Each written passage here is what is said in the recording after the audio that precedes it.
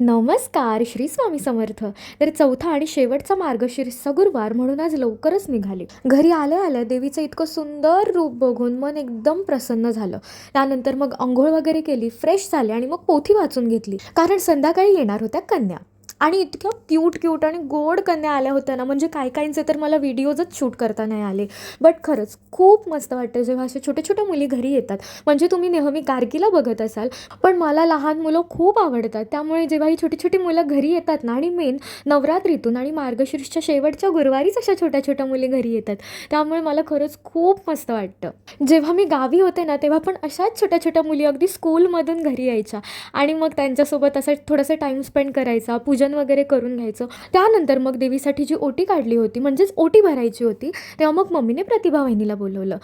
नाही नाही, ही ती वाली वहिनी नाही आहे. ती वाली वहिनी आलीच नव्हती कारण ती खूप बिझी होती. बट मी लवकरच तिला पण तुम्हाला दाखवेन. आणि इथे बघा गार्गी कशी मला कॉपी करते. मी तिच्यासोबत एक प्रँक केला होता. म्हणजे तिला म्हटलं की तुझ्यासाठी एकही गिफ्ट उरलेलं नाही आहे. अशी रुसली होती माझ्यावरती. आणि त्यानंतर मी तिला म्हटलं चालेल ना गं तुला, तुझ्यासाठी एकही गिफ्ट नाही आहे. त्यावरती मग उगीच असं थोडंसं शहाणं बाळ बनायचं म्हणून म्हणत होती, हां दीदी इट्स ओके, चालेल मला गिफ्ट नसेल तर. पण आतून असली रुसली होती.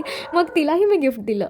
तर मित्रांनो, अशा पद्धतीने आमचा उद्यापनाचा दिवस अगदी छान गेला. तर भेटूयात आपल्या नेक्स्ट व्हिडिओमध्ये. तोपर्यंत टाटा, बाय बाय, श्री स्वामी समर्थ.